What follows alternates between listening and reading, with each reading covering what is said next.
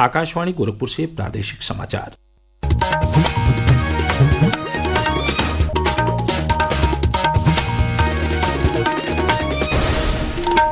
नमस्कार, समाचार बुलेटिन के साथ मैं वेद प्रकाश पाठक। पहले मुख्य समाचार। महाशिवरात्रि पर आखिरी स्नान के साथ 45 दिनों तक चला विश्व का सबसे बड़ा आध्यात्मिक और सांस्कृतिक महाकुंभ हुआ संपन्न। 67 करोड़ से अधिक श्रद्धालुओं ने पवित्र संगम में लगाई डुबकी। प्रयागराज महाकुंभ के सफल आयोजन पर मुख्यमंत्री योगी आदित्यनाथ ने पुलिस और प्रशासन समेत सभी सहयोगियों के प्रति जताया आभार। कहा, राष्ट्रीय एकात्मता और राष्ट्र के प्रति समर्पण का प्रतीक है महाकुंभ। महाकुंभ में आए श्रद्धालुओं की सुविधा के लिए रेलवे प्रशासन आज भी 50 से अधिक विशेष रेलगाड़ियों का कर रहा है संचालन। प्रदेश भर में आस्था और उल्लास के साथ मनाया गया महाशिवरात्रि का पर्व। काशी में 6,67,000 से अधिक श्रद्धालुओं ने बाबा विश्वनाथ का किया दर्शन पूजन। और लखनऊ मेट्रो के यात्रियों को 3 प्रमुख स्टेशनों पर मिलेगी लॉकर की सुविधा। अब समाचार विस्तार से। प्रयागराज महाकुंभ कल महाशिवरात्रि के पावन अवसर पर संपन्न हो गया। 45 दिनों तक चले इस आध्यात्मिक महाकुंभ में 67 करोड़ से अधिक श्रद्धालुओं ने पवित्र स्नान किया। महाकुंभ में राष्ट्रपति द्रौपदी मुर्मू, प्रधानमंत्री नरेंद्र मोदी, भूटान नरेश जिग्मे खेसर नामग्याल वांगचुक, विदेशी प्रतिनिधि, विभिन्न राज्यों के राज्यपाल और मुख्यमंत्री तथा कई केंद्रीय मंत्री सहित देश की प्रमुख हस्तियों ने पवित्र संगम में डुबकी लगाई। एक रिपोर्ट।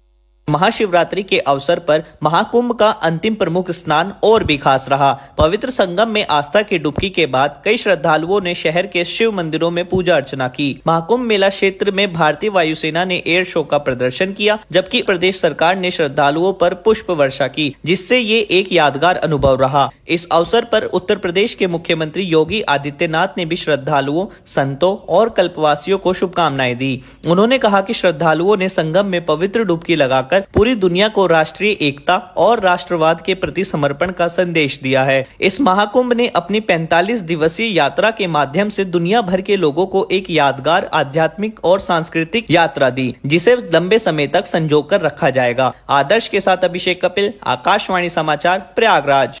मुख्यमंत्री योगी आदित्यनाथ ने गोरक्षनाथ मंदिर में स्थापित कंट्रोल रूम से महाकुंभ के आखिरी स्नान की व्यवस्थाओं की भी मॉनिटरिंग की। इस बीच प्रयागराज के जिला अधिकारी रविंद्र कुमार मांदड़ ने कहा कि महाकुंभ के समाप्ति के साथ ही जिला प्रशासन श्रद्धालुओं की सुरक्षित वापसी सुनिश्चित करेगा।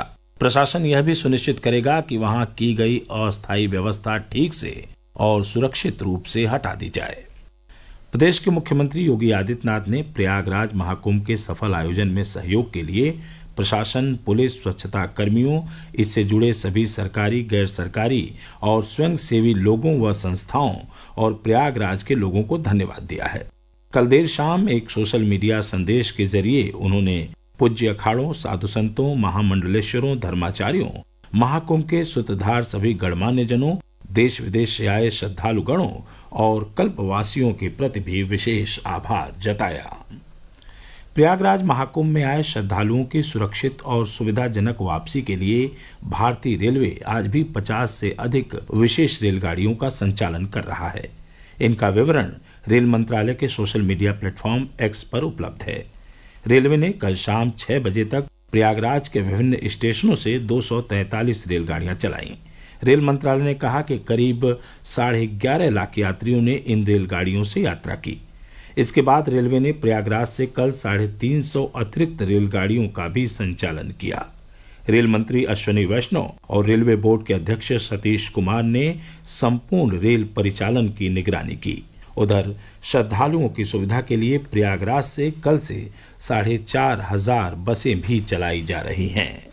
प्रसार भारती बोर्ड के अध्यक्ष नवनीत सहगल ने कहा है कि आकाशवाणी ने हमेशा लोगों को देश की संस्कृति से जोड़ने में महत्वपूर्ण भूमिका निभाई है। महाकुंभ के आखिरी दिन अपने संदेश में श्री सहगल ने कहा कि प्रसारण में आकाशवाणी के कुंभवाणी चैनल ने लोगों को बहुत प्रभावित किया। इस विशेष चैनल कुंभवाणी ने 48 दिनों की एक छोटी सी यात्रा के दौरान बहुत लोगों को छुआ है। आकाशवाणी सभी से जुड़ा रहा है, आम आदमी से लेकर हमारे जो वहाँ महात्मा गण थे, हमारे जो वहाँ अखाड़े आए, हमारे यहाँ वहाँ जो संत जन आए, उन सब से आकाशवाणी जुड़ा रहा है।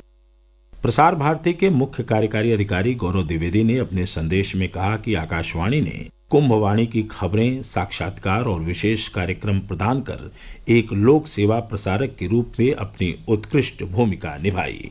महाकुंभ में आकाशवाणी ने कुंभवाणी के माध्यम से लोक प्रसारक की अपनी भूमिका बखूबी निभाई। इस अवसर पर मैं पुनः उत्तर प्रदेश के मुख्यमंत्री माननीय योगी आदित्यनाथ जी का हृदय से आभार व्यक्त करता हूं, जिन्होंने 10 जनवरी को कुंभवाणी का उद्घाटन किया था और इस चैनल की सफलता के लिए प्रेरणा और आशीर्वाद दिया था। आकाशवाणी की महानिदेशक प्रज्ञा पालीवाल गौड़ ने कुंभवाणी की सफलता की सराहना करते हुए कहा कि कुंभवाणी कम समय में बड़ी संख्या में श्रोताओं तक पहुंचने में सफल रही है। आकाशवाणी की कुंभवाणी टीम को विशेष साधुवाद, जिन्होंने पूरी निष्ठा और पूरी तन्मयता से अपने घर से दूर रहते हुए कुंभवाणी के श्रोताओं को ही अपना परिवार माना और पूर्ण सफलता से कुंभवाणी के प्रसारण को एक नई ऊंचाई दी।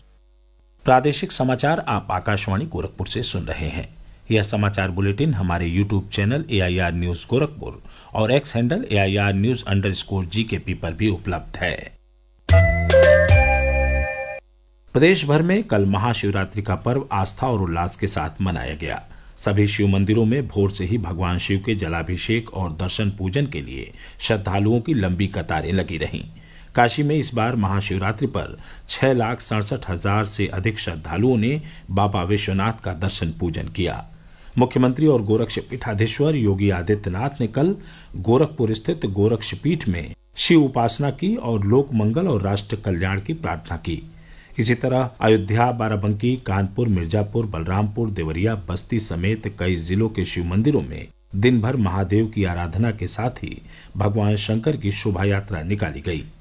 मिर्जापुर के प्रसिद्ध शक्तिपीठ मां विंध्यवासिनी देवी मंदिर, बलरामपुर जिला मुख्यालय के झारखंडी मंदिर और श्रावस्ती में भारत नेपाल सीमा के करीब सिरसिया में स्थित विभूतिनाथ मंदिर में लाखों भक्तों ने जलाभिषेक किया।